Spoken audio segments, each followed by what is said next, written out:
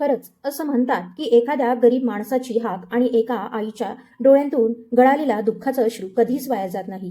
हे सगळं माहीत असूनही त्या काळात मी इतका अंधळा झालो होतो की मला ना माझ्या आईचं निस्वार्थ प्रेम दिसलं, ना त्या निरागस मुलीचं निर्मळ मन ओळखता आलं. माझ्याच हातून अशी एक चूक घडली की त्या निष्पाप मुलीच्या कपाळावर खोटा डाग लागला. माझ्या आईचं हृदय तुटलं आणि शेवटी माझ्या हातात उरला तो फक्त पश्चाताप.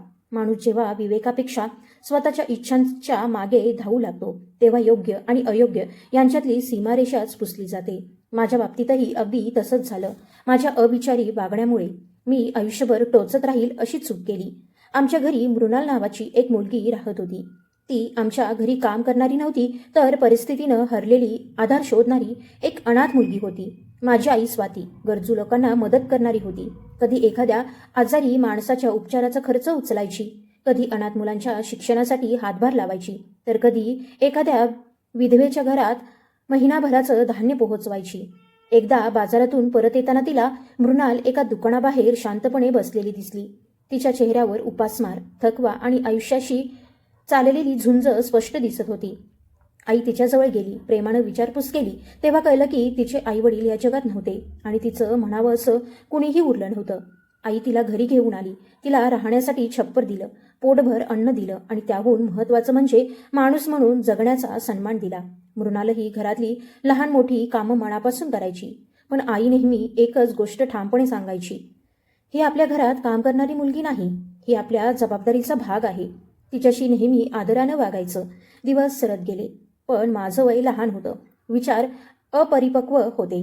त्यामुळे आईच्या त्या शब्दामागचा खरा अर्थ मला समजत नव्हता.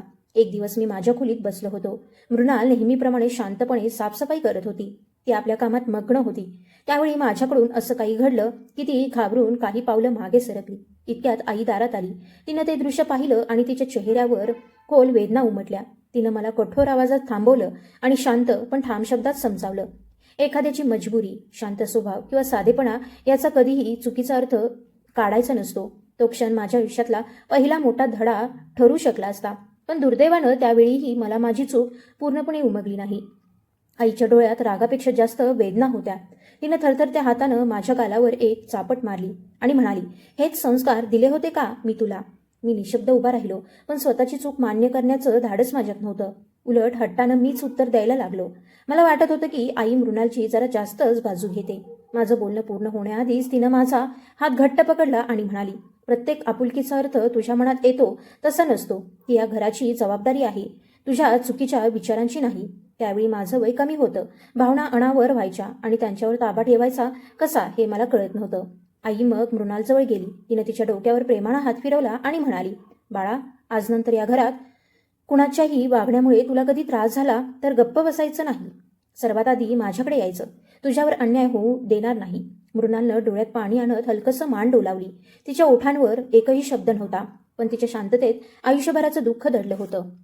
ती हळूच खोलीबाहेर निघून गेली आणि मी तिथे स्तब्ध उभा राहिलो. त्या दिवशी पहिल्यांदाच मला माझ्या आईचा राग सहन करावा लागला, पण त्याहून मोठी चूक मी नंतर केली. स्वतःची चूक मान्य करण्याऐवजी सगळा दोष मी मृणालवर ढकलला. माणूस जेव्हा स्वतःच्या चुकीपासून पळ काढतो तेव्हा तो दुसऱ्याला दोष देऊन स्वतःला योग्य ठरवायचा प्रयत्न करतो. मीही त्याच भ्रमात जगत होतो. काळ पुढे सरकत राहिला. ऋतू बदलले. माझं शिक्षण पूर्ण झालं. मला चांगली नोकरी मिळाली आणि आयुष्य नव्या वळणावर येऊन उभं राहिलं. खरं सांगायचं तर नोकरी करणं ही माझी गरज नव्हती, तर माझी आवड होती. कारण आमच्या कुटुंबावर देवाची भरभरून कृपा होती. संपत्ती, मानसन्मान आणि सुखसोयी यांची आम्हाला कधीच कमतरता भासली नव्हती. माझे वडील रामदास पाटील यांच्या कष्टामुळे आमचं घर कायम भरभराटीत होतं, पण तरीही आयुष्याचं खरं मूल्य काय असतं हे शिकायचं अजून बाकी होतं. आमच्या घराची ओळख म्हणजे दूरवर पसरलेली सुपीक शेती, पिढ्यानपिढ्या उभं असलेलं जुनं वाड्यासारखं घर, मोठं प्रशस्त अंगण, उंच उंच झाडं आणि चारही बाजूनी वाहणारी स्वच्छ मोकळी हवा. बाबांनी नोकरीतून निवृत्ती घेतली होती. घरातले सगळे मोठे निर्णय मात्र आई घेत असे आणि घरातील प्रत्येक जण तिच्या शब्दाला अंतिम मान देत असे. त्याच काळात माझी कार्यालयात स्वराशी ओळख झाली. ती बुद्धिमान, उच्च शिक्षित आणि आत्मविश्वासाने भरलेली होती. सुरुवातीला आमच्यात फक्त औपचारिक बोलणं व्हायचं, पण दिवसागणिक एकत्र काम करताना आमच्यात आपुलकी वाढत गेली. तिचा विचार करण्याचा दृष्टिकोन, नम्र स्वभाव, बोलण्यातला आत्मविश्वास आणि स्वतःची स्वप्न पूर्ण करण्यासाठी ती घेत असलेली मेहनत माझ्या मनाला भावली. नकळत मी तिच्या प्रेमात पडलो. मनोमन मी ठरवून टाकलं होतं की आयुष्यात कधी लग्न करायचं झालंच तर ते फक्त स्वराशीच करायचं. दरम्यान मृणालही आता लहान मुलगी राहिली नव्हती. काळानं तिलाही समज, संयम आणि उत्तम संस्कार दिले होते. ती अजूनही आमच्या घरातच राहत होती. पण आईनं तिला कधीच परकी किंवा काम करणारी मुलगी समजलं नाही. ती नेहमी तिला घरच्या माणसासारखाच मान द्यायची. घरात आनंदाचा प्रसंग असो किंवा संकटाची वेळ, मृणाल कायम आमच्यासोबत उभी असायची. त्यावेळी मला अजिबात कल्पना नव्हती की लवकरच आयुष्य अशा वळणावर येईल जिथे माझ्या प्रत्येक निर्णयाची खरी कसोटी लागणार होती. एका संध्याकाळी कार्यालयाच्या विश्रांतीगृहात मी आणि स्वरा आमच्या पुढच्या आयुष्याबद्दल बोलत बसलो होतो. मी तिच्याकडे पाहत ठाम आवाजात म्हणालो, मी लवकरच घरी आपल्या लग्नाबद्दल बोलणार आहे. मला संपूर्ण आयुष्य तुझ्यासोबत घालवायचं आहे. माझं बोलणं ऐकून स्वरा काही क्षण शांत राहिली. मग मंद आवाजात म्हणाली, फक्त प्रेम पुरेसं नसतं, कुटुंबाची संमतीही तितकीच महत्त्वाची असते. परिस्थिती बदलली, अडचणी आल्या तर तू तुझ्या निर्णयावर ठाम राहशील ना? तिचा प्रश्न ऐकताच मी क्षणाचाही विलंब न करता उत्तर दिलं, मी तुला शब्द देतो कितीही संकट आली तरी तुझी साथ कधीच सोडणार नाही. माझं उत्तर ऐकून तिच्या डोळ्यात आशेची एक सुंदर चमक उमटली आणि मला वाटलं आता माझं स्वप्न पूर्ण व्हायला फार वेळ लागणार नाही. त्या आनंदातच मी घरी आलो. मनात एकच विचार होता, आज आईशी माझ्या मनातलं सगळं बोलायचं. पण नियतीनं काही वेगळंच ठरवलं होतं. घरात पाऊल टाकताच आईने हसतमुखानं मला जवळ बसवलं. तिच्या चेहऱ्यावर वेगळाच आनंद दिसत होता. ती प्रेमानं म्हणाली, मी तुझ्या भविष्यासाठी एक निर्णय घेतलाय. माझी इच्छा आहे की तुझं लग्न मृणालशी व्हावं. तिचं हे बोलणं ऐकताच माझ्या पायाखालची जमीनच सरकली.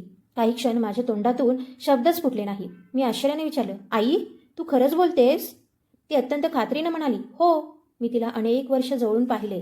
तिचे संस्कार, तिचा संयम, तिची निष्ठा आणि तिचं मन मला पूर्णपणे माहीत आहे. देवाने मला मुलगी दिली नाही, पण मृणालच्या रूपानं ती उणीव भरून काढली. ती या घराची सून झाली तर मला खात्री असेल की या घराचा मान आणि सन्मान कायम तिच्याच हातात सुरक्षित राहील. मी शांतपणे एक खोल श्वास घेतला आणि म्हणालो, आई, मी आधीच एका मुलीला शब्द दिलाय. तिचं नाव स्वरा आहे. ती माझ्यासोबत काम करते. ती सुशिक्षित आहे, स्वतःच्या तत्वांवर जगणारी आहे आणि मी तिच्याशी आयुष्यभर साथ देण्याचं वचन दिले. माझं उत्तर ऐकताच आईच्या चेहऱ्यावरचे भाव बदलले. ती थोड्या कठोर सुरात म्हणाली, कार्यालयात काम करणारी मुलगी घर आणि कुटुंबाची जबाबदारी कशी सांभाळेल? अशा वातावरणावर माझा कधीच विश्वास बसला नाही. त्या दिवशी पहिल्यांदाच मी तिच्यासमोर ठामपणे माझं मत मांडलं. मी म्हणालो, माणसाचा सन्मान त्याच्या स्वभावामुळे आणि चारित्र्यामुळे असतो, तो कोणतं काम करतो यावर नाही. स्वरा खूप चांगली मुलगी आहे. तिच्याबद्दल चुकीचं एकही शब्द मी ऐकून घेणार नाही. आणि मृणालबद्दल बोलायचं झालं तर तू तिच्यावर खूप मोठे उपकार केलेस, हे खरं आहे. पण तिचं आयुष्यही एखाद्या चांगल्या, समंजस आणि प्रेमळ माणसासोबत आनंदात जावं असा हक्क तिलाही आहे. त्या क्षणी मला अजिबात जाणवलं नाही की माझं हे बोलणं केवळ मतभेद नव्हतं, तर येणाऱ्या मोठ्या वादळाची पहिली चाहूल होती. मी पुन्हा शांतपणे म्हणालो, आई, मृणालनं या घरासाठी खूप काही केलंय. याबद्दल मला पूर्ण आदर आहे. पण म्हणून माझ्या इच्छेविरुद्ध माझ्या आयुष्याचा निर्णय घेणं योग्य नाही. ती सन्मानाची पात्र आहे, याबद्दल माझ्या मनात तीळ मात्र शंका नाही. पण माझी जीवनसाथी कोण असेल हा निर्णय मला स्वतः घ्यायचा आहे. माझं बोलणं संपताच आई पूर्णपणे शांत झाली. तिनं पुढे एकही शब्द बोलला नाही, पण तिच्या डोळ्यातील निशब्द वेदना स्पष्ट सांगत होत्या की माझ्या नकारानं तिच्या मनाला खूप खोल जखम केली होती. त्या दिवसानंतर आमच्या घरातलं वातावरण पूर्वीसारखं राहिलं नाही. वरकरणी सगळं सुरळीत असल्यासारखं दिसायचं, पण आईच्या बोलण्यातून अधूनमधून मृणालचा विषय निघायचाच. कधी तिची सेवाभावी वृत्ती, कधी तिचे उत्तम संस्कार, तर कधी तिचा शांत आणि समजूतदार स्वभाव, याचं ती मनापासून कौतुक करायची. पण दुसऱ्या बाजूला स्वराचा विषय निघाला की तिच्या नोकरीवर किंवा तिच्या विचारसरणीवर एखादा प्रश्न उपस्थित करायची. मी मात्र प्रत्येक वेळी शांतपणे विषय बदलायचो, कारण छोट्या छोट्या वादांमुळे नाती हळूहळू कमकुवत होतात हे मला चांगलं माहीत होतं. काही महिन्यांनी मी स्वराच्या घरी लग्नाचा प्रस्ताव पाठवला. आश्चर्याची गोष्ट म्हणजे शेवटी आईच माझ्यासोबत तिच्या घरी आली. मनातून ती या नात्यासाठी पूर्णपणे तयार नव्हती, तरी माझ्या आनंदासाठी तिनं स्वतःच्या भावना मनातच दडवून ठेवल्या. दोन्ही कुटुंबाची भेट अतिशय आनंददायी वातावरणात झाली आणि फार वेळ न लावता लग्नाची तारीखही ठरली. घरात लगबग सुरू झाली. नवीन कपडे, दागिने, निमंत्रण पत्रिका आणि इतर सगळ्या तयारीत प्रत्येक जण गुंतून गेला. आई जेव्हा जेव्हा खरेदीसाठी बाहेर जायची तेव्हा मृणालला आवर्जून सोबत घ्यायची.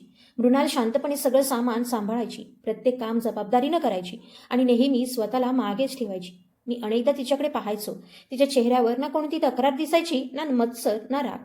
आयुष्यानं जे दिले ते शांतपणे स्वीकारण्याची एक विलक्षण ताकद तिच्या डोळ्यात दिसायची. अखेर तो शुभ दिवस उजाडला आणि माझं व स्वराचं मोठ्या आनंदात लग्न पार पडलं. त्या क्षणी मला असं वाटत होतं की माझी अनेक वर्षांची इच्छा पूर्ण झाली. स्वरा अगदी माझ्या स्वप्नातल्या जीवनसाथीसारखीच निघाली. समजूतदार, आत्मविश्वासू, आनंदी आणि प्रत्येक पावलावर माझी खंबीर साथ देणारी. लग्नानंतरचे सुरुवातीचे दिवस आनंद, हर्ष आणि उत्साहात गेले. नातेवाईकांची सतत ये-जा सुरू होती. विविध विधी पार पडत होते आणि घर कायम गजबजलेलं असायचं. काही दिवसांनी प्रथेनुसार स्वरा माहेरी गेली आणि आज मी तिला परत आणण्यासाठी तिच्या घरी आलो होतो. संध्याकाळची वेळ होती. संपूर्ण घर दिव्यांच्या प्रकाशानं उजळून निघालं होतं. स्वयंपाकघरातून येणाऱ्या रुचकर पदार्थांच्या सुगंधानं घर भरून गेलं होतं. सगळेजण बैठक खोलीत बसून गप्पा, हशा आणि आठवणींमध्ये रंगले होते. मीही स्वराचे वडील रामदास पाटील यांच्याशी निवांत बोलत बसलो होतो. त्यांचा स्वभाव अत्यंत शांत, अनुभव संपन्न आणि दूरदृष्टीचा होता. अनेक वर्षांच्या कष्टानं त्यांनी आपलं स्थान निर्माण केलं होतं. त्यांच्या प्रत्येक शब्दामागे अनुभवाचं बळ जाणवत होतं. कधी ते योग्य गुंतवणुकीचे मार्ग सांगायचे, कधी बदलत्या काळानुसार निर्णय कसे घ्यावेत याबद्दल मार्गदर्शन करायचे, तर कधी आयुष्याचे असे धडे द्यायचे जे कोणत्याही पुस्तकात सापडणार नव्हते. त्यांच्या प्रत्येक गोष्टीकडे मी मन लावून लक्ष द्यायचो. माझ्या मनात वारंवार एकच विचार यायचा की प्रत्येकाला असे समजूतदार आणि मार्गदर्शक वडीलधारे लाभले तर आयुष्यातले अनेक कठीण निर्णय सहज सुटतील. तिकडे स्वरा कधी चहा वाढत होती, कधी आईला पाहुणचारात मदत करत होती, तर कधी सगळ्यांच्या गप्पा ऐकून हलकसं हसत होती. मी अधूनमधून तिच्याकडे चोरून पाहायचो आणि मनोमन देवाचे आभार मानायचो की त्यानं माझ्या अपेक्षेपेक्षाही अधिक सुंदर जीवनसाथी मला दिली. त्यावेळी मात्र मला याची अजिबात जाणीव नव्हती की या आनंदाच्या क्षणांमागे नियतीनं एक कठीण परीक्षा लपवून ठेवली होती, जी माझ्या प्रत्येक विश्वासाची कसोटी पाहणार होती. जेवण झाल्यावर सगळेजण पुन्हा बैठक खोलीत येऊन बसले. टेबलावर गरमागरम चहा, सुके मेवे आणि गोडधोड पदार्थ ठेवले होते. काही वेळ सहज गप्पा रंगल्या. मग रामदास पाटील यांनी हळू चहाचा कप खाली ठेवला, माझ्याकडे हसत पाहिलं आणि म्हणाले, तुला काही गैर वाटणार नसेल तर एक वैयक्तिक प्रश्न विचारू का? मी आदरानं उत्तर दिलं, नक्की विचारा. मनात काहीही ठेवू नका. ते म्हणाले, तुमच्या घरची शेती, वाडा आणि बाकीची मालमत्ता सध्या कोणाच्या नावावर आहे? मी क्षणाचाही विचार न करता उत्तर दिलं, बाबा गेल्यानंतर सगळं आईच्या नावावर आहे. ते काही क्षण माझ्याकडे शांतपणे पाहत राहिले. मग हळू आवाजात म्हणाले, कधी असं वाटलं नाही का की पुढचं आयुष्य लक्षात घेऊन त्यातलं काहीतरी स्वतःच्या नावावर करून घ्यावं? मी हलकं हसलो आणि म्हणालो, खरं सांगायचं तर असा विचार कधी मनातच आला नाही. आईनं कायम माझ्यावर पूर्ण विश्वास ठेवला आहे. मी कोणताही निर्णय घेतला तरी ती माझ्या पाठीशी ठामपणे उभी राहते. उद्या आम्ही दोघांनी मिळून एखादा नवीन उद्योग सुरू करायचं ठरवलं तर त्यासाठी लागणारा पैसा ती आनंदानं देईल, याची मला पूर्ण खात्री आहे. एका क्षणासाठी सुद्धा ती मला नकार देणार नाही. माझं बोलणं ते शांतपणे ऐकत राहिले. त्यांच्या चेहऱ्यावरचं स्मित तसंच होतं, पण त्यांच्या मनात कोणते विचार सुरू होते याचा मला त्या क्षणी अजिबात अंदाज झाला नाही. मी पुढे शांतपणे म्हणालो, माझी आई खूप समजूतदार आहे. ती नेहमी काळाच्या पुढचा विचार करते, प्रत्येक गोष्टीकडे शांतपणे आणि शहाणपणानं पाहते. म्हणूनच मालमत्ता माझ्या नावावर करून घ्यावी असा विचार माझ्या मनात कधीच आला नाही. कारण माझ्यासाठी तिचा माझ्यावरचा विश्वास कोणत्याही कागदपत्रांपेक्षा कितीतरी मोठा आहे. माझं बोलणं ऐकून रामदास पाटील हलकं हसले, पण त्यांच्या डोळ्यात एक वेगळीच गंभीरता दिसत होती. जणू ते माझ्या उत्तरापेक्षा माझ्या पुढच्या आयुष्याचा विचार करत होते. त्यावेळी मात्र मला अजिबात कल्पना नव्हती की त्यांच्या पुढच्या काही शब्दांमुळे माझ्या आयुष्याची दिशा कायमची बदलून जाणार होती. त्यांनी चहाचा शेवटचा घोट घेतला, कप अलगद टेबलावर ठेवला आणि शांत पण ठाम आवाजात म्हणाले, निरंजन, मी तुझ्यापेक्षा वयानं मोठा आहे. त्यामुळे एक गोष्ट सांगतो, ती मानायची की नाही हा निर्णय पूर्णपणे तुझा आहे. तुमच्या घरची शेती, वाडा आणि मालमत्ता ही साधी गोष्ट नाही, ती खूप मोठी जबाबदारी आहे. माझ्या मते अशा गोष्टी वेळेत स्पष्ट करून ठेवलेल्या नेहमी चांगल्या, कारण उद्या काय घडेल हे कुणालाच माहीत नसतं. आज सगळं व्यवस्थित आहे म्हणून पुढेही तसंच राहील याची खात्री देता येत नाही. मी त्यांच्या प्रत्येक शब्दाचा आदर ठेवत हसून उत्तर दिलं, तुमचा सल्ला अगदी योग्य आहे. वेळ मिळाला की यावर नक्की विचार करेन. पण खरं सांगायचं तर माझ्या मनात आईबद्दल इतका प्रचंड विश्वास होता की संशयाला तिथे जागाच नव्हती. मला खात्री होती की ती स्वतःच्या लेकरावर कधीच अन्याय करणार नाही. म्हणून मी तो विषय तिथेच संपवला. मात्र दिवस पुढे सरकत गेले तसं मला एक गोष्ट जाणवू लागली. रामदास पाटील आता फक्त उद्योगधंद्यांपुरते मर्यादित राहिले नव्हते. हळूहळू ते आमच्या घरातल्या आणि कुटुंबातल्या प्रत्येक विषयावर मत मांडू लागले होते. त्याला कारणही मीच होतो. मीच त्यांना गरजेपेक्षा जास्त मोकळीक दिली होती. त्यामुळे ते प्रत्येक बाबतीत निर्धास्तपणे सल्ले द्यायला लागले. त्यानंतर आमच्या भेटीगाठीही वाढल्या. कधी आम्ही त्यांच्या घरी जायचो तर कधी ते आमच्या घरी यायचे. प्रत्येक भेटीत ते एखादा नवीन विषय काढायचे आणि मी त्यांच्या अनुभवाचा मान ठेवून शांतपणे ऐकत राहायचो. एके दुपारी ते आमच्या घरी आले होते. आई तिच्या खोलीत विश्रांती घेत होती. मृणाल अंगणात वाळलेले कपडे घडी घालत होती, तर स्वरा स्वयंपाकघरात चहा बनवत होती. मी आणि रामदास पाटील ओसरीत बसून समोर पसरलेल्या हिरव्यागार शेताकडे पाहत होतो. थंड वारा वाहत होता आणि सगळीकडे प्रसन्न शांतता पसरली होती. इतक्यात त्यांची नजर मृणालवर गेली. काही क्षण ते तिच्याकडे पाहत राहिले आणि मग त्यांनी विचारलं, ही मुलगी तुमच्या घरी किती वर्षांपासून आहे? मी सहज उत्तर दिलं, अनेक वर्ष झाली. तिच्यावर कठीण प्रसंग आला होता, तेव्हा आईने तिला आधार दिला आणि तेव्हापासून ती आमच्या घरातच आहे. आता ती आमच्या कुटुंबाचाच एक भाग आहे. त्यांनी पुन्हा विचारलं, तुझी आई तिच्यावर खूप विश्वास ठेवते असं दिसतं. मी मान हलवत म्हणालो, हो, आई तिच्यावर खूप प्रेम करते. तिला स्वतःच्या मुलीसारखंच जपते. ते काही वेळ विचारात पडले. मग म्हणाले, मी तुला एक प्रसंग सांगतो. माझ्या ओळखीचे एक वयस्कर गृहस्थ होते. खूप श्रीमंत होते. त्यांच्या नावावर भरपूर संपत्ती होती. वृद्धापकाळात ते खूप आजारी पडले. त्यांची स्वतःची मुलं आपापल्या संसारात इतकी गुंतली की त्यांच्यासाठी कुणाकडे वेळच उरला नाही. पण एक माणूस अनेक वर्ष त्यांच्यासोबत होता. त्यानं दिवसरात्र त्यांची सेवा केली. शेवटी त्या वृद्ध गृहस्थांनी पाहुण्याच्या भरात येऊन त्यांच्या मालमत्तेचा मोठा हिस्सा त्या विश्वासू माणसाच्या नावावर करून दिला. नंतर त्यांच्या मुलांच्या हातात उरला तो फक्त पश्चाताप. मी आश्चर्याने विचारलं, खरंच असं घडलं होतं? ते ठामपणे म्हणाले, हो, अशा घटना जगात अनेकदा घडतात. भावना कधी कधी माणसाकडून फार मोठे निर्णय करून घेतात. मी शांतपणे त्यांचं बोलणं ऐकत राहिलो. मग त्यांनी माझ्या डोळ्यात पाहत गंभीर आवाजात म्हटलं, म्हणूनच मी तुला प्रत्येक गोष्टीकडे दूरचा विचार करून पाहायला सांगतो. एखाद्या परक्या माणसावर गरजेपेक्षा जास्त विश्वास ठेवला की अनेकदा निर्णयही भावनेच्या भरात घेतले जातात. त्यांच्या त्या शब्दांनी पहिल्यांदाच माझ्या मनात एक अनोळखी प्रश्न डोकावला. मनाचा एक भाग त्या विचाराला लगेच नाकारत होता, पण दुसरा भाग मात्र त्यांच्या बोलण्याचा अर्थ शोधू लागला होता. नकळत त्यांच्या शब्दांनी माझ्या मनात एक छोटंसं बीज पेरलं होतं. ते पुढे म्हणाले, मी कुणावरही संशय घेत नाही किंवा आरोप करत नाही, पण सावध राहणं नेहमीच चांगलं असतं. प्रत्येकाने आपल्या घरच्या, कुटुंबाच्या आणि कायदेशीर गोष्टी योग्य वेळी स्पष्ट करून ठेवल्या पाहिजेत, म्हणजे पुढे कोणताही गैरसमज निर्माण होणार नाही. त्यांच्या त्या बोलण्यावर मी काहीच उत्तर दिलं नाही. मी फक्त शांत बसून त्यांच्या प्रत्येक शब्दाचा विचार करत राहिलो. माझी नजर मृणालकडे गेली. ती नेहमीप्रमाणे शांतपणे आपल्या कामात गुंतलेली होती. तिच्या चेहऱ्यावर तीच निरागसता, तोच साधेपणा आणि ती शांतता होती जी मी अनेक वर्षांपासून पाहत आलो होतो. पण कोण जाणे का, रामदास पाटील यांच्या बोलण्यामुळे पहिल्यांदाच माझ्या मनात एक विचित्र अस्वस्थता निर्माण झाली होती. इतक्यात स्वरा चहाचा ट्रे घेऊन ओसरीत आली. तिनं हसतमुखानं आमच्यासमोर चहाचे कप ठेवले. पण काही क्षणांपूर्वी झालेल्या त्या संभाषणानं माझ्या मनात किती मोठं वादळ उठवलं होतं याची तिला अजिबात कल्पना नव्हती. ओसरीत येताच तिनं आमच्या चेहऱ्यांकडे पाहिलं आणि आमचं बोलणं साधूसुद्धा नव्हतं हे तिला लगेच जाणवलं. तिने शांतपणे ट्रे टेबलावर ठेवला आणि वडिलांकडे पाहत मंद आवाजात म्हणाली, बाबा, मी निरंजनला अनेकदा सांगितले की मृणालच्या बाबतीत थोडं सावध राहा, पण हे माझं बोलणं कधीच मनावर घेत नाही. तिचं ते वाक्य ऐकताच मी दचकून तिच्याकडे पाहिलं. लग्नानंतर पहिल्यांदाच ती मृणालबद्दल अशा प्रकारे बोलत होती. तिच्या आवाजात द्वेष नव्हता, पण काळजी मात्र स्पष्ट जाणवत होती. तरीही तिच्या त्या काही शब्दांनी माझ्या मनात आधीच तयार झालेल्या शंकेच्या सावल्या आणखी गडद झाल्या. रामदास पाटील माझ्याकडे पाहत म्हणाले, पाहिलंच ना, फक्त मीच असं म्हणत नाही. अनेकदा बाहेरचा माणूस ती गोष्ट ओळखतो जी घरातले लोकही पाहू शकत नाहीत.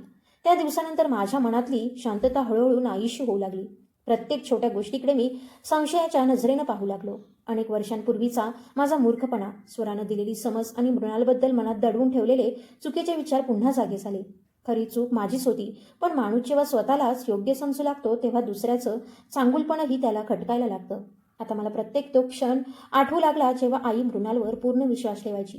मृणाल वेळेवर तिला औषध द्यायची, जेवणाची काळजी घ्यायची, तिचे कपडे आवरायची आणि न सांगताही तिची गरज ओळखायची. अनेकदा आई तिचं मतही मान्य करायची आणि हाच प्रकार माझ्या मनात नकळत मत्सर निर्माण करू लागला. मी सत्याकडे पाहणं सोडलं आणि माझ्या संशयाला सत्य मानायला सुरुवात केली. एका रात्री मी आणि स्वरा आमच्या खोलीत बसून बोलत होतो. तेव्हा मी म्हणालो, जोपर्यंत काही मोठी घटना घडत नाही तोपर्यंत आई मृणालला स्वतःपासून कधीच दूर करणार नाही. स्वरा काही क्षण विचारात पडली आणि मग शांत आवाजात म्हणाली, मला कुठल्याही निरपराध माणसावर अन्याय व्हावा असं अजिबात वाटत नाही. पण आईला जर हेच कधी जाणवलं नाही की त्या गरजेपेक्षा जास्त विश्वास ठेवत आहे, तर ही परिस्थिती कधीच बदलणार नाही. त्या वेळेपर्यंत माझा विचार पूर्णपणे चुकीच्या दिशेने वळला होता. मी मनात एक योजना आखली. त्या क्षणी ती मला साधी वाटली, पण पुढे जाऊन तीच माझ्या आयुष्यातली सर्वात मोठी चूक आणि सर्वात मोठा पश्चाताप ठरली. काही दिवसांनी मी बाजारातून स्वरासाठी सुंदर सोन्याच्या बांगड्यांची एक जोडी आणली. संध्याकाळी मुद्दाम सगळ्यांसमोर त्यांचा डब्बा उघडला. स्वरा आनंदानं हसत होती. स्वराच्या चेहऱ्यावर भेटवस्तू मिळाल्याचा आनंद स्पष्ट दिसत होता. तर मृणाल नेहमीप्रमाणे शांतपणे खोलीची आवराआवर करत होती. तिनं क्षणभर त्या बांगड्यांकडे पाहिलं आणि पुन्हा एक शब्दही न बोलता आपल्या कामात रमली. मी मुद्दाम थोड्या मोठ्या आवाजात म्हणालो, स्वरा, या खूप मौल्यवान आहेत. त्यांना नीट जपून ठेव. माझा हेतू ओळखल्यासारखा स्वरा म्हणाली, तुम्ही काळजी करू नका. आत्ताच कपाटात सुरक्षित ठेवते. घरातल्या इतर कोणी त्या बोलण्याकडे विशेष लक्ष दिलं नाही, पण माझ्या मनात वेगळाच डाव सुरू होता. 2 दिवस शांततेत गेले. मग एका सकाळी नाश्त्याच्या टेबलावर स्वरा घाबरलेल्या आवाजात म्हणाली, निरंजन, माझ्या सोन्याच्या बांगड्या त्यांच्या जागेवर नाहीत. मी पूर्ण कपाट शोधलं, पण त्या कुठेच सापडत नाहीत. मी मुद्दाम असं दाखवलं की ही गोष्ट मी पहिल्यांदाच ऐकत आहे. मी लगेच खुर्शीतून उठलो आणि मोठ्या आवाजात म्हणालो, काय? म्हणजे काय? इतकी मौल्यवान वस्तू अचानक गायब कशी होऊ शकते? माझा आवाज ऐकताच आई, मृणाल आणि घरातले इतर सगळेजण तिथे जमा झाले. पुढच्या काही क्षणात असा एक आरोप होणार होता, जो फक्त एका व्यक्तीच्या सन्मानावर नाही तर संपूर्ण घराच्या विश्वासावर घाव घालणार होता. याची कल्पना कुणालाच नव्हती. काही क्षणातच घरातलं वातावरण पूर्णपणे बदलून गेलं. स्वराचा घाबरलेला आवाज ऐकून आई तिच्या खोलीतून घाईघाईनं बाहेर आली. तिनं काळजीनं विचारलं, अरे, नेमकं झालं तरी काय? मी अस्वस्थ असल्याचं दाखवत म्हणालो, आई, स्वराच्या सोन्याच्या बांगड्या त्यांच्या जागेवर नाहीत. सकाळपासून सगळीकडे शोधतोय, पण अजूनही सापडलेल्या नाहीत. त्याचवेळी माझे मामाही घरी आले होते. त्यांनी शांत आवाजात सगळ्यांना समजावत म्हटलं, घरातली वस्तू घरातच असते. घाई गडबड न करता शांतपणे शोधा, नक्की मिळेल. पण मी मुद्दाम तो विषय आणखी चिघळवला. मी कठोर आवाजात म्हणालो, नाही, आता फक्त अंदाज बांधून उपयोग नाही. आज संपूर्ण घराची नीट झडती घेतली जाईल. त्यानंतरच खरं काय ते समोर येईल. आई गप्प उभी होती. तिच्या चेहऱ्यावर स्पष्ट चिंता दिसत होती. सर्वप्रथम आम्ही आमची खोली पाहिली. त्यानंतर बैठक, कोठार आणि घरातली प्रत्येक जागा तपासली. बराच वेळ शोध घेतल्यानंतर मी मुद्दा म्हणालो, आता फक्त मृणालची खोली बाकी आहे. हे ऐकताच आई लगेच म्हणाली, त्याची काही गरज नाही. मी तिला अनेक वर्षांपासून ओळखते. तिनं कधी कुणाची अगदी छोटीशी वस्तूसुद्धा परवानगीशिवाय हातात घेतलेली नाही. पण मी ठाम आवाजात म्हणालो, आई, विश्वास त्याच्या जागी आहे, पण नियम सगळ्यांसाठी सारखे असले पाहिजेत. इतर सगळ्यांच्या खोल्या पाहिल्या जात असतील तर तिची खोलीही पाहिली जाईल. माझं बोलणं ऐकून आई गप्प झाली. मृणालनं डोळ्यात पाणी आणत आमच्याकडे पाहिलं आणि शांत आवाजात म्हणाली, यामुळे तुमच्या मनातला संशय दूर होणार असेल तर माझी खोलीही पहा. मला काहीच हरकत नाही. आम्ही सगळे तिच्या खोलीत गेलो. नेहमीप्रमाणे तिची खोली अगदी स्वच्छ, नीटनेटकी आणि टापटीप होती. मी तिचं कपाट उघडलं आणि एक एक कपडा बाजूला करू लागलो. इतक्यात एक छोटासा डब्बा खाली पडला. तो उघडताच आत स्वराच्या त्या सोन्याच्या बांगड्या दिसल्या. क्षणभर संपूर्ण घरात भयानक शांतता पसरली. जणू काळच थांबला होता. आई कधी त्या बांगड्यांकडे पाहत होती तर कधी मृणालच्या चेहऱ्याकडे. तिच्या डोळ्यात प्रचंड आश्चर्य होतं, पण तरीही तिचा मृणालवरील विश्वास अजून ढळला नव्हता. मृणालचा चेहरा क्षणात फटकळ पडला. तिचे ओठ थरथर कापू लागले. ती अडखळत म्हणाली, मला काहीच माहीत नाही. या इथे कशा आल्या हेही मला समजत नाही. देवाची शपथ, मी त्यांना हातही लावलेला नाही. पण तिचं बोलणं पूर्ण होण्याआधीच मी तिला थांबवलं. आता काहीही सांगून उपयोग नाही. पुरावा स्वतः तुझ्या कपाटातून मिळालाय. ती रडत रडत म्हणाली, माझ्यावर विश्वास ठेवा, मी निरपराध आहे. कुणीतरी. पण मी संतापाने तिचं वाक्य मध्येच तोडलं. बस, आता एक शब्दही नको.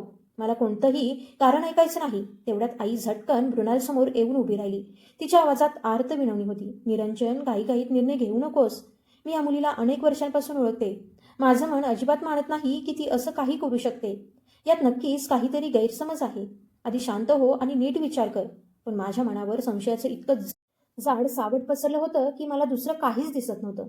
मी कठोर स्वरात म्हणालो, आई, आज आपण ही गोष्ट दुर्लक्षित केली तर उद्या त्याचे परिणाम आणखी भयंकर असतील. एकदा विश्वास तुटला की नातं टिकत नाही. माझे ते शब्द मृणालसाठी एखाद्या कठोर शिक्षेपेक्षा कमी नव्हते. तिच्या डोळ्यांतून सतत अश्रू वाहत होते. ती पुन्हा पुन्हा स्वतःला निरपराध असल्याचं सांगत होती. पण त्या क्षणी माझे कान फक्त माझ्या संशयाचंच ऐकत होते. सत्याकडे पाहण्याची ताकद मी गमावली होती. मला अजिबात जाणवत नव्हतं की ज्या मुलीवर मी आरोप करत होतो ती पूर्णपणे निर्दोष होती. आणि ज्या कटाची सुरुवात मी स्वतः केली होती तोच पुढे माझ्या आयुष्यातील सर्वात मोठी परीक्षा ठरणार होता. माझे कठोर शब्द ऐकून मृणाल आतून पूर्णपणे कोसळली. तिच्या डोळ्यांतून अश्रूंचा पूर वाहत होता. तरीही ती थरथरत्या आवाजात पुन्हा पुन्हा म्हणत होती, माझ्यावर विश्वास ठेवा, मी काहीही चुकीचं केलेलं नाही.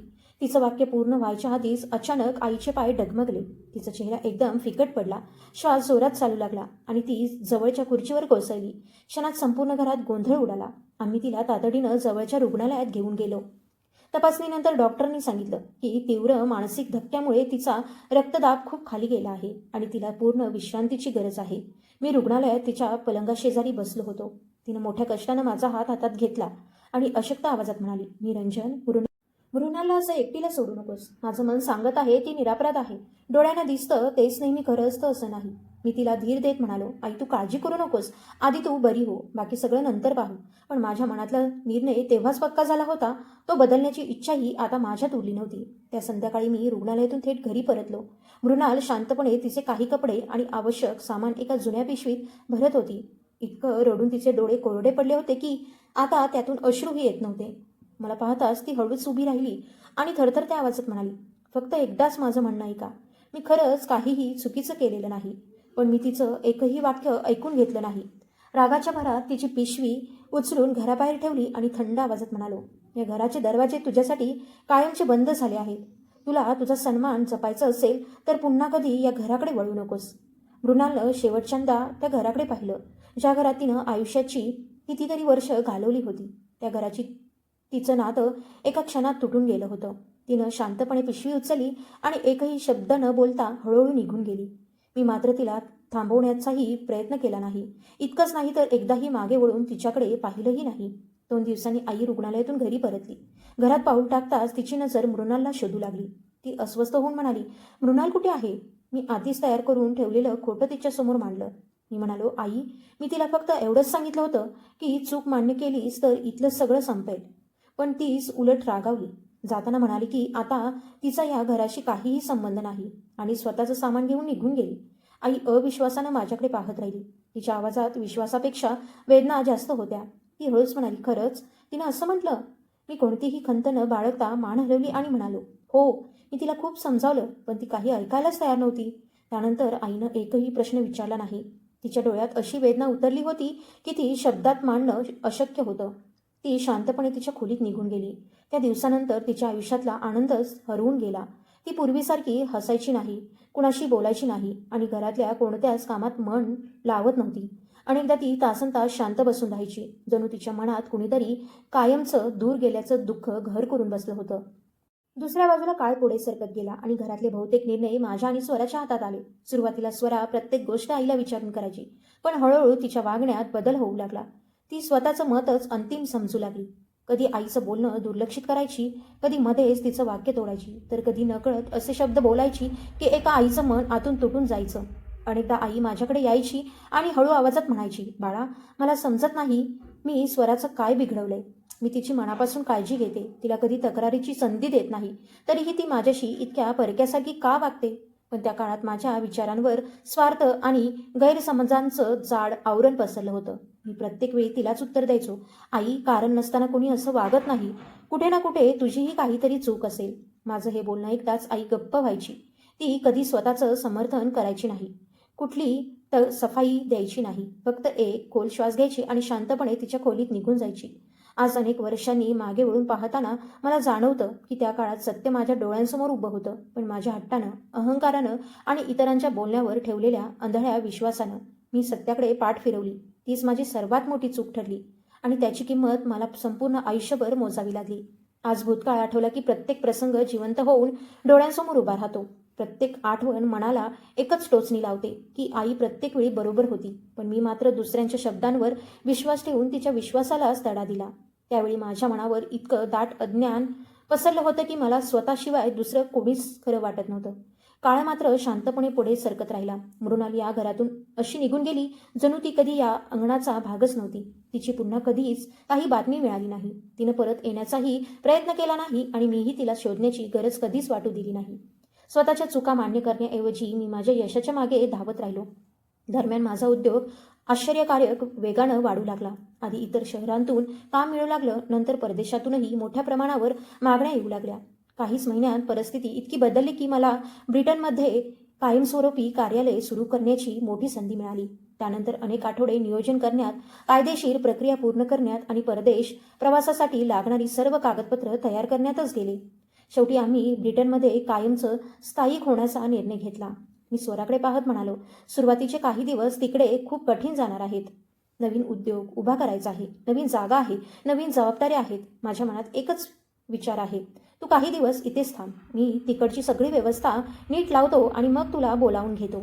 माझं बोलणं ऐकताच स्वरानं क्षणाचाही विलंब न करता मान हलवली आणि ठाम आवाजात म्हणाली, हे कधीच होणार नाही. मी तुझी पत्नी आहे. तुझ्यापासून दूर राहणं मला शक्य नाही. तू जिथे असशील तिथेच मीही असेन. तिचं उत्तर ऐकून मी हलकंसं हसलो आणि म्हणालो, ठीक आहे, मग आपण दोघं एकत्रच जाऊ. आम्हा दोघांनाही याची कल्पना नव्हती की दाराजवळून जात असलेली आई आमचं सगळं बोलणं शांतपणे ऐकत होती. आम्ही कायमचे परदेशात जाणार आहोत हे कळताच तिच्या चेहऱ्यावरचा आनंद एका क्षणात विरून गेला. ती काहीच बोलली नाही, पण त्या शांततेत असंख्य चिंता दडलेल्या होत्या. थोड्याच वेळात तिची तब्येत बिघडली. तिला धाप लागायला लागली. हात थरथर कापू लागले. आम्ही तिला ताबडतोब डॉक्टरांकडे घेऊन गेलो. तपासणीनंतर डॉक्टर म्हणाले, यांचं वय आणि प्रकृती दोन्ही नाजूक आहेत. त्यांना कोणताही मानसिक ताण देऊ नका, नाहीतर प्रकृती आणखी खालावू शकते. घरी परतल्यावर मी आईचा हात हातात घेतला आणि प्रेमानं म्हणालो, आई, तू काहीच काळजी करू नकोस. तूही आमच्यासोबत ब्रिटनला येणार आहेस. आम्ही तुला एकटीला कधीच सोडणार नाही. माझं बोलणं ऐकताच तिच्या डोळ्यात अनेक वर्षांनी पुन्हा आनंदाची एक निरागस झलक दिसली. ती हसत म्हणाली, मला माहीत होतं माझा मुलगा मला कधीच एकटं सोडणार नाही. पण आम्ही आमच्या खोलीत गेल्यावर स्वरा नाराज स्वरात म्हणाली, खरंच त्यांना आपल्यासोबत घेऊन जाण्याची गरज आहे का? तिकडे त्यांची काळजी, उपचार आणि बाकी सगळ्या गोष्टी वेगळीच अडचण ठरतील. मी शांतपणे म्हणालो, तू काळजी करू नकोस. मी सगळा विचार करून ठेवला आहे. तिनं आश्चर्याने माझ्याकडे पाहिलं, पण माझ्या मनात नेमकं काय सुरू आहे हे मी तिलाही सांगितलं नाही. काही दिवसातच घरात प्रवासाची तयारी सुरू झाली. सुटकेस भरल्या जाऊ लागल्या. आवश्यक कागदपत्र तयार झाली. आई मात्र एखाद्या लहान मुलासारखी आनंदानं स्वतःचं सामान आवरत होती.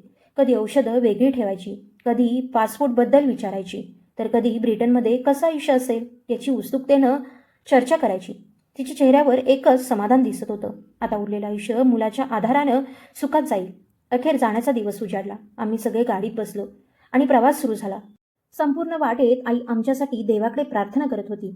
कधी मला ब्रिटनच्या हवामानाबद्दल विचारायची, कधी स्वराशी नव्या घराबद्दल गप्पा मारायची, तर कधी हसत म्हणायची, देव करो तुम्ही दोघं कायम आनंदात राहा. पण काही अंतर गेल्यानंतर चालकानं अचानक विमानतळाचा रस्ता सोडला आणि गाडी दुसऱ्याच दिशेनं वळवली. आईनं आश्चर्याने माझ्याकडे पाहिलं आणि विचारलं, बाळा, आपण या रस्त्यानं का चाललो आहोत?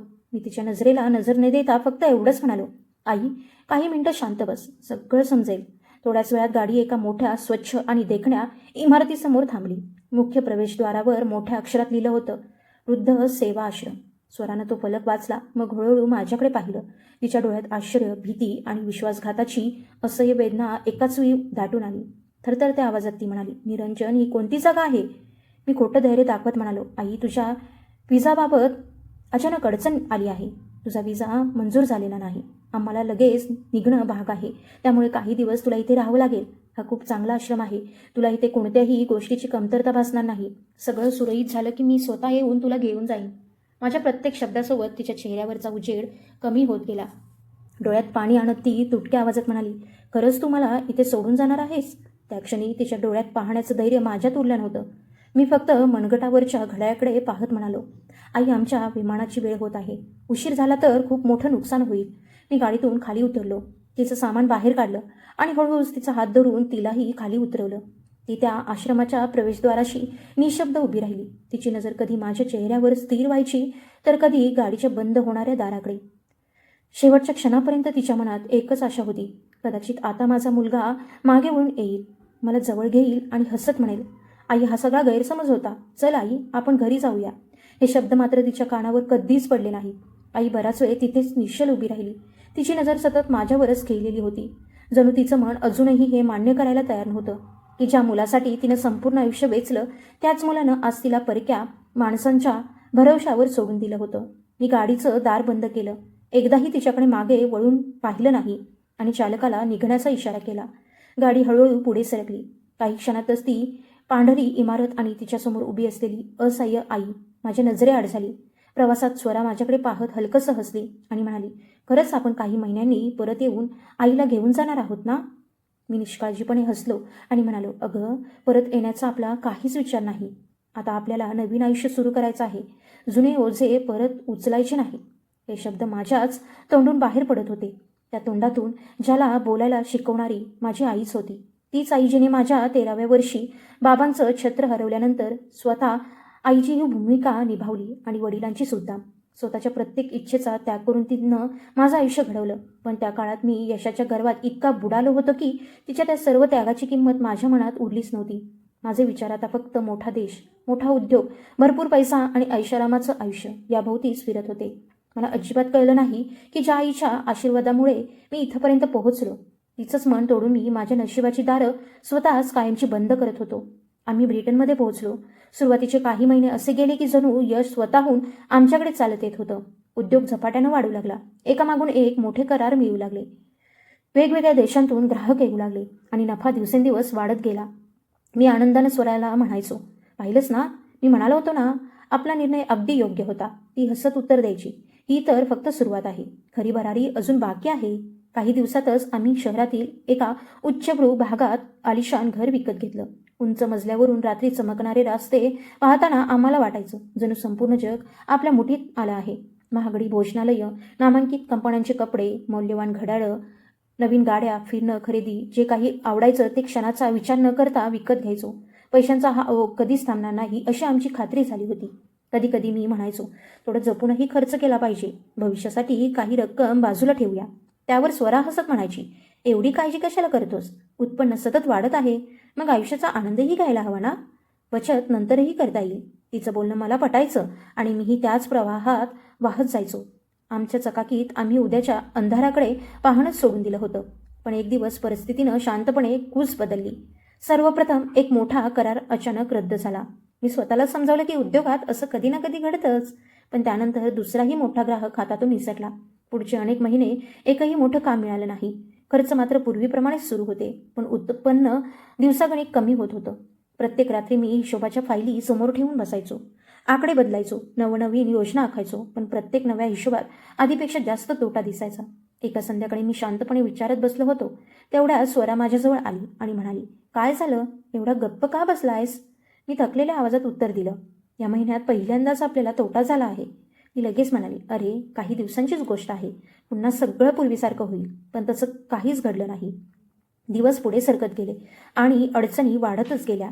शेवटी आम्हाला आमची ती आलिशान सदनिकाही सोडावी लागली, जिचा आम्हाला कधी काळी प्रचंड अभिमान वाटायचा. सामान भरताना माझी नजर वारंवार त्या भिंतींकडे जात होती, जिथे कधी काळी आमच्या यशाच्या आठवणी सजल्या होत्या. आज त्या भिंती आमच्या अपयशाच्या मुख साक्षीदार बनल्या होत्या. नवीन घर खूपच लहान होतं. इतकं लहान की स्वयंपाकघरात एका वेळी एकच माणूस उभा राहू शकत होता. स्वरा घरात शिरली, चारही बाजूंना नजर फिरवली आणि नाराजीच्या स्वरात संतापून आजूबाजूला पाहत म्हणाली, हीच का ती सुखाची दुनिया ज्याची स्वप्न तू मला दाखवली होतीस? मी एक खोल श्वास घेत शांतपणे उत्तर दिलं, उद्योगात चढ उतार येतच असतात. ती लगेच म्हणाली, पण तूच तर म्हणायचास की आपलं आयुष्य दिवसेंदिवस अधिक चांगलं होत जाईल. मी हळू आवाजात म्हणालो, आपण चांगल्या काळात थोडीफार बचत केली असती तर आज हा दिवस पाहावा लागला नसता.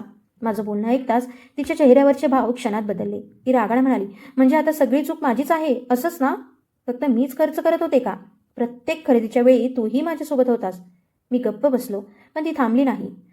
जर मला असंच आयुष्य द्यायचं होतं तर माझ्याशी लग्नच का केलंस? तिचे शब्द मनाला खोलवर जखम करून गेले. त्या दिवसानंतर आमच्यातलं अंतर वाढतच गेलं. अगदी छोट्याशा गोष्टीवरूनही मोठमोठे वाद व्हायला लागले. ज्या घरात एकेकाळी हशा घुमायचा, तिथे आता शांतता, नाराजी आणि भांडणांशिवाय काहीच उरलं नव्हतं. शेवटी परिस्थिती इतकी बिकट झाली की उद्योग बंद करण्याशिवाय माझ्याकडे दुसरा कोणताही मार्ग उरला नाही. मी स्वराला म्हणालो, आता आणखी उशीर केला तर कायदेशीर अडचणी उभ्या राहतील. इथे वेळेवर पैसे भरले नाहीत तर संकटं खूप मोठी होतात. आयुष्यात पहिल्यांदाच ती काहीही न बोलता शांत झाली. कदाचित आमचं स्वप्नांचं जग पूर्णपणे कोसळलं आहे याची जाणीव तिलाही झाली होती. काहीच आठवड्यात कार्यालय बंद झालं. सामान विकावं लागलं. अनेक वर्षांची मेहनत काही कागदांवर केलेल्या स्वाक्षऱ्यांबरोबर संपून गेली. पण मला सर्वात जास्त वेदना एका गोष्टीची होत होती. एवढी प्रचंड कमाई करूनही आमच्या हातात काहीच उरलं नव्हतं. आम्ही हौस आणि गरज यांच्यातला फरकच विसरलो होतो. स्वरा तिच्या बाबांना आणि नातेवाईकांना सतत महागड्या भेटवस्तू पाठवत राहायची. मित्रमैत्रिणींवरही मनसोक्त खर्च करायची आणि आनंदानं म्हणायची, सगळ्यांना कळलं पाहिजे की आम्ही किती ऐशारामात जगतो. मी प्रत्येक वेळी शांत राहायचो. अखेर तो दिवसही आला जेव्हा आमच्या हातात उरलं ते फक्त काही सुटकेस आणि भारतात परतण्याची विमानाची तिकीटं. विमानात बसल्यानंतर मी खिडकीतून बाहेर पाहत राहिलो. अनेक वर्षांनी माझ्या मातृभूमीत परतत होतो, पण मनात प्रचंड अस्वस्थता होती. पुन्हा पुन्हा एकच विचार डोक्यात येत होता, आई अजून जिवंत असेल का? आणि लगेच दुसरा विचार मनात यायचा, जर आई आता या जगात नसेल तर वाडा, शेती आणि सगळी मालमत्ता आता माझीच असेल. कदाचित तिथून मी पुन्हा नव्याने आयुष्य उभं करू शकेन. हाच विचार करून मी स्वतःलाच धीर देत राहिलो. आता माझ्याकडे आशा ठेवण्यासाठी एवढंच उरलं होतं की भारतात पोहोचल्यावर सगळं पुन्हा पूर्वीसारखं मिळेल. पण मला अजिबात माहीत नव्हतं की माझ्या अनुपस्थितीत फक्त काळच बदलला नव्हता, तर नियतीनंही माझं संपूर्ण आयुष्य बदलून टाकलं होतं. माझी पावलं अचानक जागच्या जागी थबकली. समोर अंगणात ठेवलेल्या आराम खुर्चीत आई अगदी शांतपणे बसली होती. पांढरे शुभ्र कपड्यात तिचा चेहरा पूर्वीपेक्षा कितीतरी अधिक प्रसन्न आणि समाधानी दिसत होता. तिच्या मांडीवर एक छोटंसं मूल खेळत होतं आणि ती त्याच्या गालांवर प्रेमानं हात फिरवत होती. काही क्षण मी नुकताच तिच्याकडे पाहत राहिलो. इतका लांबचा प्रवास करताना मी सतत असंच गृहीत धरलं होतं की कदाचित आई आता या जगात नसेल. पण इथलं चित्र तर पूर्णपणे वेगळंच होतं. मी हळूच स्वराकडे पाहिलं आणि म्हणालो, आई तर अगदी ठणठणीत दिसते आहे, पण ती परत घरी कशी आली आणि हे मूल कोणाचं आहे? स्वरा निष्काळजीपणे खांदे उडवत म्हणाली, कोण जाणे, कदाचित त्या वृद्धाश्रमात कुणीतरी मदत केली असेल किंवा एखाद्या गरजू कुटुंबाला आधार दिला असेल. तूच जाऊन विचार. मी हळूहळू तिच्याजवळ गेलो आणि नम्रपणे म्हणालो, नमस्कार आई. तिनं माझ्याकडे पाहिलं आणि अगदी शांत आवाजात म्हणाली, आलास? मी हलकंसं हसत म्हणालो, हो आई, शेवटी परत आलो. ती निर्विकारपणे म्हणाली, छान केलंस. आलास आहेस तर पाहुणा म्हणून जेवून जा. तिचे ते शब्द ऐकताच मी पूर्णपणे हादरलो. मी घाईघाईने म्हणालो, पाहुणा? आई, आम्ही कायमचे परत आलो आहोत. तिनं माझ्या डोळ्यात डोळे घालत अत्यंत शांत स्वरात उत्तर दिलं, कायमचं? या घरावर आता तुझा कोणताही हक्क उरलेला नाही. तिचं उत्तर ऐकून माझ्या चेहऱ्यावरचा रंगच उडाला. मी काकुळतीला येऊन म्हणालो, आई, कदाचित तू अजूनही रागावली आहेस. इतकी वर्ष मी तुझ्याशी संपर्क ठेवला नाही, ही माझी मोठी चूक होती. मला माफ कर. पण हे मूल कोणाचं आहे? तिनं माझ्या प्रश्नाकडे पूर्ण दुर्लक्ष केलं आणि शांतपणे म्हणाली, मी तुझ्यावर रागवले नाही, कारण तू मला फोन केला नाहीस. आई शांतपणे माझ्याकडे पाहत म्हणाली, मी तुला त्या दिवशीच कायमचं गमावलं होतं, ज्या दिवशी तू मला वृद्धाश्रमात सोडून गेलास. इतकंच नाही तर मुद्दाम चुकीचा पत्ता आणि चुकीचा दूरध्वनी क्रमांक नोंदवून आलास, जेणेकरून कुणालाही माझ्यापर्यंत पोहोचता येऊ नये आणि मलाही तुझी काहीच खबर मिळू नये. तिचे शब्द ऐकताच माझ्या अंगातून जणू विजेचा झटका गेल्यासारखं झालं. माझी मान आपोआप खाली झुकली. ही गोष्ट तिला कशी कळली हा प्रश्न मला आतून पोखरू लागला. मी अडखळत म्हणालो, आई, तसं काही नव्हतं. पण तिनं माझं वाक्य मध्येच थांबवलं. सत्य लपवण्याचा काही उपयोग नसतो. एक दिवस ते स्वतःच समोर येतं. इतकं बोलून तिनं घरातल्या नोकरांना हाक मारली, सुधा, पाहुणे आले आहेत, यांच्यासाठी चांगलं जेवण वाढ आणि यांचं सामान गाडीतून आत आणू नकोस, हे इथे राहणार नाहीत. तिचं बोलणं ऐकून मी जागच्या जागी स्तब्ध उभं राहिलो. तेवढ्यात माझी नजर स्वयंपाकघराकडे गेली. तिथे मृणाल उभी होती, पण ती अनेक वर्षांपूर्वी मी अपमान करून घराबाहेर काढलेली घाबरलेली मुलगी नव्हती. आज तिच्या व्यक्तिमत्वात वेगळाच आत्मविश्वास होता. तिनं सुंदर साडी नेसली होती, कपाळावर कुंकू आणि टिकली होती, हातातल्या बांगड्या चमकत होत्या आणि तिच्या चेहऱ्यावर स्वाभिमानाचं तेज झळकत होतं. तिच्या डोळ्यात आता भीतीचा लवलेशही नव्हता. मी आश्चर्याने तिच्याकडे पाहत असतानाच एक तरुण आत आला आणि पूर्ण आत्मविश्वासानं आईजवळ जाऊन बसला. मी कठोर आवाजात विचारलं, तू कोण आहेस? तो अगदी शांतपणे म्हणाला, या घराची जबाबदारी सांभाळणारा माणूस. मी संतापून म्हणालो, या घराचा मालक मी आहे. आई माझ्याकडे पाहत ठाम आवाजात म्हणाली, नाही, हा माझा जावई आहे आणि मृणालचा नवरा. ते ऐकताच माझ्या तोंडातून शब्दच फुटेनासे झाले. मी अविश्वासाने म्हणालो, जावई? पण मृणाल इथे कशी? आईने एक दीर्घ श्वास घेतला आणि शांतपणे म्हणाली, तुला वाटलं होतं मी त्या आश्रमात बसून मृत्यूची वाट पाहत राहीन. मी तिथे फक्त तेवढेच दिवस राहिले जितके दिवस मला सत्य समजण्यासाठी आवश्यक होते. जेव्हा मला कळलं की तू मुद्दाम माझे सगळे संपर्क चुकीचे नोंदवून गेलास, त्या दिवशी मी परत माझ्या घरी आले. मग तिनं प्रेमानं मृणालकडे पाहिलं आणि म्हणाली, काही दिवसांनी मृणालही मला पुन्हा भेटली. मी तिची मनापासून माफी मागितली, तिला मुलीचा मान दिला आणि एका प्रामाणिक चांगल्या माणसाशी तिचं लग्न लावून दिलं. आज हे दोघेच माझा खरा आधार आहेत. त्यानंतर ती माझ्याकडे पाहत ठाम आवाजात म्हणाली, नाती फक्त रक्ताची असली म्हणून टिकत नाही, ती टिकवण्यासाठी प्रेम, आदर आणि साथ लागते. ज्या दिवशी तू मला जिवंतपणे स्पर्श केलंस, त्या दिवशी तू माझा मुलगा राहिलाच नाहीस. तिचा प्रत्येक शब्द माझ्या छातीत बाणासारखा घुसत होता, पण दुर्दैवानं त्या क्षणीही माझ्या मनात पश्चातापापेक्षा लोभच अधिक जिवंत होता. स्वरा संतापून म्हणाली, तुम्ही असं कसं करू शकता? मीही मोठ्या आवाजात म्हणालो, मी न्यायालयात जाईन, सगळं परत मिळवूनच दाखवेन. आई हलकसं हसली आणि त्या तरुणाकडे बोट दाखवत म्हणाली, नक्की जा. आणि तुझ्या सोयीसाठी एक गोष्ट सांगते, माझा जावई व्यवसायानं वकील आहे. हवं असेल तर तुझा खटलाही तोच लढवेल. तिचं बोलणं ऐकताच तिथे बसलेल्या लोकांच्या चेहऱ्यावर हलकंसं हसू उमटलं. पण माझा राग आता हतबलतेत बदलला होता. मी स्वराचा हात धरला आणि आम्ही दोघं तिथून निघून गेलो. थेट रामदास पाटील यांच्या घरी पोहोचलो. मी सुरुवातीपासून शेवटपर्यंत सगळी हकीकत त्यांना सांगितली. त्यांनी शांतपणे सगळं ऐकून घेतलं. मग गंभीर आवाजात म्हणाले, माणूस जे पेरतो तेच उगवतं. मी आश्चर्यानं त्यांच्याकडे पाहिलं. आयुष्यात पहिल्यांदाच त्यांनी माझ्याशी इतक्या कठोर शब्दात संवाद साधला होता. ते म्हणाले, ज्या आईनं तुला लहानाचं मोठं केलं तिचाच तू असा त्याग केलास आणि तरीही तुला वाटत होतं की ती तिची सगळी मालमत्ता तुझ्याच नावावर करून देईल. त्यांच्या प्रश्नाचं उत्तर माझ्याकडे नव्हतंच. त्यानंतर आम्ही अनेक वकिलांचा सल्ला घेतला. सगळी कागदपत्र तपासून घेतली. पण प्रत्येक ठिकाणी एकच उत्तर मिळालं, हा खटला उभाच राहू शकत नाही. मी अस्वस्थपणे विचारलं, का? वकिलांनी फाईल बंद करत शांतपणे उत्तर दिलं, कारण ही संपूर्ण मालमत्ता सुरुवातीपासून तुमच्या आईच्या नावावर होती. त्यामुळे ती ज्या व्यक्तीला हवं त्याला वारस म्हणून घोषित करण्याचा त्यांना पूर्ण कायदेशीर अधिकार होता. सर्व कागदपत्र नियमानुसार तयार करण्यात आली आहेत. त्यामुळे या मालमत्तेवर तुम्ही कोणताही दावा करू शकत नाही. ते उत्तर ऐकताच माझ्या मनात उरलेली शेवटची आशाही संपली. आता ना वाडा माझा राहिला होता, ना शेती, ना संपत्ती आणि ना ते भविष्य, ज्यासाठी मी माझ्या आईला एकटं सोडून गेलो होतो. त्या दिवसापासून मला सतत एकच जाणवू लागलं, जणू देव माझ्या प्रत्येक चुकीचा हिशोब एक एक करून माझ्यासमोर मांडत होता. नाईलाजानं मी आणि स्वरा काही दिवस तिच्या बाबांच्या घरी राहू लागलो. सुरुवातीला सगळ्यांनी आमची काळजी घेतली, पण दिवस सरत गेले तसे त्यांचं वागणं हळूहळू बदलत गेलं. सकाळच्या नाश्त्याच्या टेबलावर शांततेपेक्षा टोमण्यांचाच आवाज जास्त ऐकू येऊ लागला होता. कधी रामदास पाटील वर्तमानपत्रातून नजरही न उचलता म्हणायचे, जो माणूस स्वतःच्या हातानं स्वतःचा पाया उखडतो तो दुसऱ्यांच्या आधारावर फार काळ उभा राहू शकत नाही. जेवताना कुणीतरी सहज बोलून जायचं, काही लोक स्वतःच्या चुकीमुळे स्वतःचं घर गमावतात आणि मग दुसऱ्यांच्या दारात आसरा शोधत फिरतात.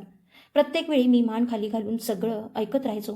सुरुवातीला स्वतःचं म्हणणं मांडायचा प्रयत्न केला, पण नंतर समजलं की काही शिक्षा अशा असतात ज्यात स्पष्टीकरणाला किंमत नसते, त्या फक्त मुकाट्यानं भोगाव्या लागतात. स्वराही आता पूर्वीसारखी राहिली नव्हती. सकाळी डोळे उघडतात एखाद्या ना एखाद्या कारणांवरून वाद सुरू व्हायचा. ती रागानं म्हणायची, तू मला किती मोठी स्वप्न दाखवली होतीस, संपत्ती, मान सन्मान आणि सुखानं भरलेलं आयुष्य देण्याचं वचन दिलंस, पण आज आपण दुसऱ्यांच्या दारात राहतो आहोत. तिच्या प्रत्येक शब्दामागचं सत्य मला जाणवत होतं, म्हणून माझ्याकडे उत्तर उरलं नव्हतं. माझ्या अपयशाचं समर्थन करण्यासाठी एकही कारण शिल्लक राहिलं नव्हतं. काळ पुढे सरकत राहिला, पण माझ्या आयुष्यातली शांतता परत आली नाही. मी अनेकदा नवीन नोकरी शोधण्याचा प्रयत्न केला, नवा उद्योग सुरू करण्याचाही विचार केला, पण प्रत्येक वेळी नशीब माझ्यापासून आणखी दूर जात राहिलं. दुसऱ्या बाजूला स्वराही माझ्यापासून मनानं दूर होत चालली होती. रोजचे वाद, टोमणे आणि एकमेकांवर दोष टाकणं हेच आमच्या आयुष्याचं वास्तव बनलं होतं. शेवटी एक दिवस तिनं स्पष्ट शब्दात सांगितलं, मी आयुष्य एका अपयशी माणसासोबत घालवण्याचं स्वप्न कधीच पाहिलं नव्हतं. काही आठवड्यांतच ती तिच्या बाबांचं घरही सोडून गेली आणि न्यायालयाच्या माध्यमातून आमचं नातं संपवण्याचा निर्णय घेतला. त्या दिवशी पहिल्यांदाच मला खरी एकटेपणाची जाणीव झाली. माझ्याकडे ना संपत्ती उरली होती, ना घर, ना नाती आणि ना मानसन्मान. मी एका छोट्याशा भाड्याच्या खोलीत राहू लागलो आणि साधीशी नोकरी करून उदरनिर्वाह करू लागलो. प्रत्येक रात्री डोळे मिटले की एकच चित्र समोर यायचं, वृद्धाश्रमाच्या प्रवेशद्वाराशी उभी असलेली माझी आई, शेवटच्या क्षणापर्यंत माझ्याकडे आशेनं पाहणारी. आता मला उमजायला लागलं होतं की त्या दिवशी मी फक्त माझ्या आईलाच सोडलं नव्हतं, तर माझं भाग्य, माझं सुख आणि तिचे आशीर्वादही स्वतःपासून कायमचे दूर लोटले होते. असेच अनेक महिने गेले. मनातली अस्वस्थता दिवसेंदिवस वाढतच होती. शेवटी एक दिवस मी ठरवलं, आई मला माफ करो अथवा न करो, पण मी तिची भेट नक्की घेणार. थरथरणाऱ्या पावलांनी मी वाड्यापाशी पोहोचलो. दार उघडलं तर समोर मृणाल उभी होती. तिनं माझ्याकडे पाहिलं. तिच्या चेहऱ्यावर ना राग होता ना अहंकार. ती फक्त शांतपणे म्हणाली, आई बागेत आहे. मी हळूहळू बागेकडे गेलो. आई हातात जपमाळ घेऊन शांतपणे नामस्मरण करत बसली होती. तिचे केस आता पूर्णपणे पांढरे झाले होते, पण चेहऱ्यावर विलक्षण समाधान होतं. मी तिच्याजवळ गेलो आणि काहीही न बोलता तिच्या पायांवर कोसळलो. अनेक वर्ष मनात साचलेले अश्रू अनावर झाले. रडत रडत मी म्हणालो, आई मी हरलो. देवाने माझ्या प्रत्येक चुकीची जाणीव करून दिली. शक्य असेल तर तुझ्या या नालायक मुलाला माफ कर. काही क्षण सगळीकडे निशब्द शांतता पसरली. मग माझ्या डोक्यावर तिचा ओळखीचा मायेचा हात फिरला. ती हळू आवाजात म्हणाली, बाळा, आई आपल्या लेकरांवर रागावू शकते, पण कायमची त्यांचा तिरस्कार करू शकत नाही. मी तुला खूप आधीच माफ केलं आहे, पण एक गोष्ट कायम लक्षात ठेव, माफी मिळाली म्हणून हरवलेलं सगळंच परत मिळतं नाही. मी आणखी मोठ्यानं रडू लागलो. तेवढ्यात मृणाल आणि तिचा नवरा तिथे आले. मी लाजेने मान खाली घातली आणि मृणालकडे पाहत म्हणालो, मी तुझ्यावर खूप मोठा अन्याय केला. शक्य असेल तर तूही मला माफ कर. मृणाल शांतपणे हसली आणि म्हणाली, ज्या दिवशी मी माझं आयुष्य देवाच्या स्वाधीन केलं त्याच दिवशी मी तुम्हालाही मनापासून माफ केलं. मनात द्वेष ठेवला तर कधीच शांतता मिळत नाही. तिचे ते शब्द ऐकून माझ्या मनावरचं ओझं आणखी जाणवलं. पण त्याचवेळी आयुष्य पुन्हा योग्य मार्गानं जगण्याची उमेदही मिळाली. त्यानंतर मी कधीच मालमत्तेचा विषय काढला नाही. साधी नोकरी करत राहिलो. आईची मनापासून सेवा केली आणि उरलेलं आयुष्य माझ्या चुकांची भरपाई करण्याचा प्रामाणिक प्रयत्न करत घालवलं. आज मी ही गोष्ट सांगतो तेव्हा प्रत्येकाला एकच सांगावंसं वाटतं, पैसा पुन्हा कमवता येतो, घर पुन्हा उभं करता येतं, उद्योग पुन्हा सुरू करता येतो. पण आईच्या मनावर पडलेली जखम आणि तिच्या आशीर्वादाची सावली एकदा आयुष्यातून निघून गेली तर जगातली कोणतीही संपत्ती ती पोकळी भरून काढू शकत नाही. म्हणून आयुष्यात कितीही मोठं व्हा, कितीही यश मिळवा, पण ज्यांच्या आशीर्वादांवर तुमचं आयुष्य उभं राहिलं त्या आईवडिलांचा हात कधीच सोडू नका. कारण त्यांचं प्रेम हेच माणसाचं खरं धन असतं आणि त्यांची माया हीच प्रत्येक संकटावर मात करण्याची सर्वात मोठी ताकद असते.